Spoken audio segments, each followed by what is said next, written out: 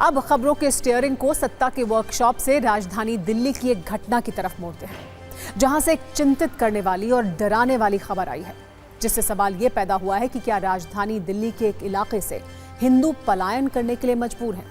हिंदुओं को अपना मकान किसकी वजह से बेचकर भागना पड़ रहा है?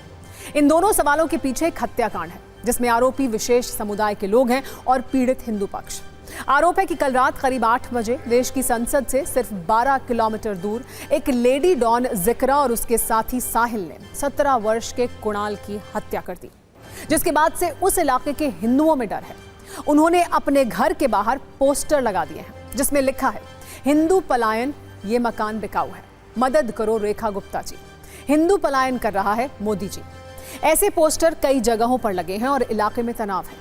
हमने न्यूज़ मित्रों के लिए इस हत्याकांड और हत्याकांड के बाद पलायन वाले सिम्टम्स पर सत्ता की एक कुंजी तैयार की है, जिसमें आपको बताएंगे कि जिस सीलमपुर में 2020 में दंगे हुए थे, वहां फिर से हिंदुओं को खतरा क्यों महसूस हो रहा है।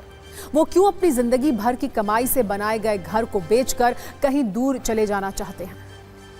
सीलमपुर के हिंदुओं ने अपने घर के बाहर अचानक पलायन वाले पोस्टर क्यों लगा दिए हैं, ये समझने के लिए पहले पूरी घटना को आइए आपको समझाते हैं।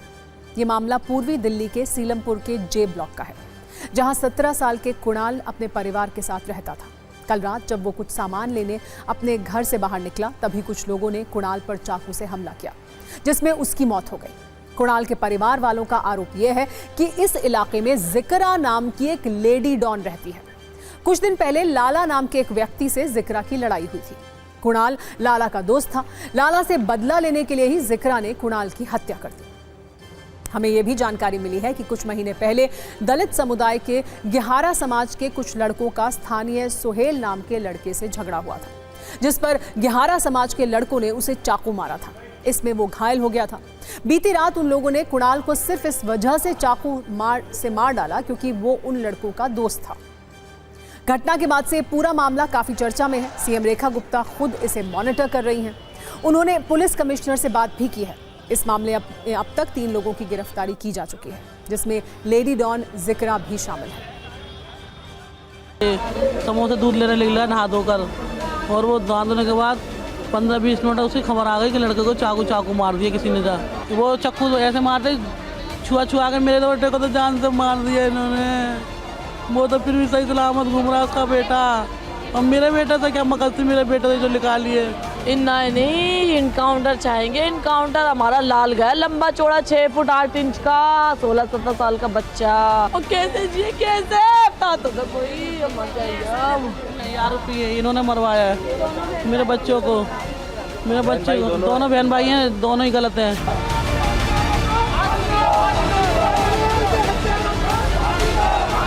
जी न्याय चाहिए, मैं न्याय।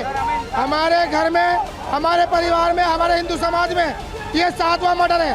अभी तक एक कोई फांसी नहीं मिली है। बेटे को मार दिया, मेरे भी जमीन खोद के मर जाएंगे, काम कर निकाल के मारेंगे। ये बांग्लादेश बनने की राह पे जा रहा है, खास करके सीलमपुर। कोई यहाँ पे हथियार लेके जाना, हमें हथियार लेके आना, हमें हर 13 से 14 साल के बच्चे में आपको हथियार मिलेगा। जिन लोगों के नाम है, जिसने हत्या के दोषी जिनको कहा जा रहा है, उनके पीछे लगातार पुलिस है, और हमें पूरी उम्मीद है कि वो बहुत जल्द पकड़ लिए जाएंगे और परिवार के साथ पूरा न्याय होगा। कोई भी किसी भी प्रकार की इसमें कमी छोड़ी नहीं जाएगी। इन्वेस्टिगेशन जारी है, रेड हम कर रहे हैं, जल्दी कल्प्रिट को पकड़ेंगे। सर एक्यूज को आइडेंटिफाई कर लिया है? यस, आइडेंटिफाइड है। अभी तक जो 2 लोगों के नाम आए हैं हमारे सामने, उनके पीछे अभी हमारी टीम लगी हुई है और हम उन्हें अरेस्ट करेंगे। अगर किसी भी और लेडी का या किसी और का भी नाम अगर आता है और इन्वेस्टिगेशन में शामिल पाए जाते हैं, अगर लगता है कि ऐसा उसमें उनकी भूमिका है, तो उनके खिलाफ सख्त कार्रवाई की जाएगी और उन्हें भी अरेस्ट किया जाएगा। इस पूरे मामले में जिस लेडी डॉन की बात हो रही है, उसका नाम जिक्रा है। जिक्रा पर आर्म्स एक्ट के तहत मामला दर्ज है और वो सीलमपुर में किराए के एक मकान में रहती है, जिसमें कल से ताला लगा है। लेकिन उसके सोशल मीडिया अकाउंट पर कोई ताला नहीं है, जिसके वीडियो काफी तेज गति से वायरल हो रहे हैं। इन वीडियोस में वो अलग अलग रूप में दिख रही है। किसी वीडियो में वो हिजाब में है, तो किसी वीडियो में वो तमंचा दिखा रही है। एक वीडियो ऐसा भी है जिसमें जिक्रा को पुलिस ले जा रही है और वो थम्स अप दिखा रही है, जैसे वो युद्ध जीत कर लौट रही है। इस वीडियो में टेक्स्ट लिखा जा रहा है, लेडी डॉन। सोशल मीडिया पर काफी सक्रिय और बेबाक दिखने वाली ये महिला अब पुलिस की गिरफ्त में है। लेकिन कल रात की इस घटना के बाद सीलमपुर में इस महिला का खौफ काफी ज्यादा है। परिवार का यह भी आरोप है कि उसके बेटे को हिंदू होने की सजा मिली है। उनका यह भी कहना है कि कुणाल की हत्या इस इलाके में पहली हत्या नहीं है और डर इस बात का है कि यह हत्या आखिरी भी नहीं होगी। आरोप यह है कि इस इलाके में पिछले 10 साल में 7 हिंदू युवाओं की हत्या हो चुकी है। विशेष समुदाय के कुछ लोगों पर आए दिन गुंडागर्दी और हत्या करने के आरोप लगे हैं। यह भी दावा है कि हिंदू महिलाओं के साथ छेड़छाड़ होती है, इसलिए वो अपना मकान बेचकर पलायन करने को मजबूर है। कुछ लोग मकान बेचकर जा चुके हैं और कुछ और लोग अब जाना चाहते हैं, इसलिए लोगों ने अपने घरों के बाहर पलायन के बोर्ड लगा दिए हैं।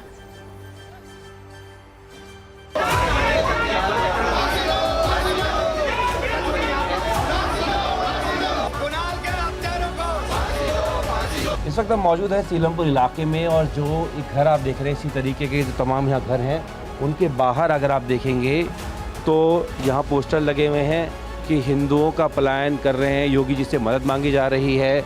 और दूसरी तरफ देखेंगे तो यहाँ पर लिख रहा है कि मदद करो योगी, साथ में रेखा गुप्ता जो दिल्ली की मुख्यमंत्री हैं। और देखिए किसी एक घर के बाहर नहीं है, तमाम घरों के बाहर प्लान की जो है कि हमारे बच्चे सुरक्षित नहीं है, बहन बेटियाँ सुरक्षा नहीं है। हमारी बहन बेटियाँ निकलती चौक पे जुट खड़ा रहता है, गलियों में गोलियाँ चलाते हैं, चक्कुएँ चलाते हैं। ये बच्चा मोमदन, ये सुरक्षा नहीं है, हमें बेच के जाना है। हमें योगी जी की और उनकी रेखा जी की मदद चाहिए। रहने में डर लग रहा है जी, हमें नहीं रहना है। पुलिस नहीं आती? नहीं आती, कुछ नहीं करता कोई। यहाँ तो गोलियाँ चलाते हैं, रात को चला जाते हैं, गोली डराते हैं, धमकाते हैं कि मकान बेचो जी, मकान बेचो, और बच्चों नहीं तो तुम्हारे बच्चे मारे जाएंगे। 7-8 साल में 10 साल में 6 मर्डर हो चुके हैं। किसने किए? ये मोमडनों ने किए। पुलिस ने किसी को पकड़ा नहीं पकड़ती है, छोड़ देती है, फिर पकड़ती है, हमारे दिलासा देने के लिए पकड़ती है, फिर छोड़ देती है, फिर वही काम करती है। कि हम घर से बाहर निकल नहीं सकते, छेड़ाछाड़ी करते हैं, बदतमीजी करते हैं हमारे साथ, लड़कियों के साथ। कोई लड़की घर से बाहर निकल नहीं सकती। इन लोगों का टारगेट यह है, हिंदुओं को ही टारगेट बनाया जा रहा है। यहाँ पर हिंदू यहाँ सुरक्षित नहीं है। रात के 12-12 बजे तक यहाँ चौक पर दुकानें खुली होती हैं, खड़ी रहती हैं, और हाँ 2-2 बजे तक और वहाँ पर खड़े होते हैं लड़के। तो यहाँ हिंदुओं का जीना दुश्वार हो गया है।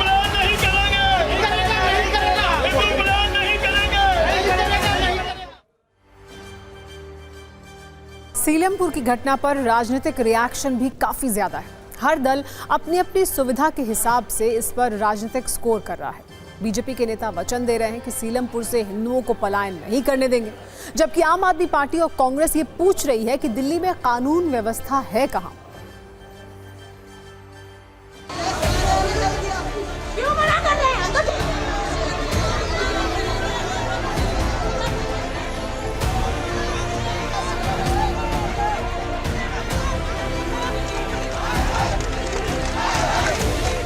आरोपियों को छोड़ा नहीं जाएगा, चाहे कोई भी हो, बिल्कुल उसको सजा मिलेगी, फांसी मिलेगी। हम पूरे परिवार के साथ खड़े हैं। दिल्ली अपराधों का गढ़ बनता जा रहा है, आप इसमें यहाँ रोकथाम कीजिए।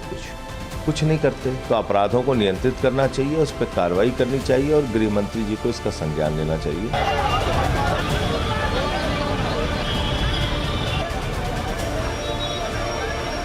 अब बस है, बहुत हो गया। अब हिंदू समाज और हमारी सरकार मजबूती के साथ इन जिहादियों के खिलाफ कार्रवाई करेगी।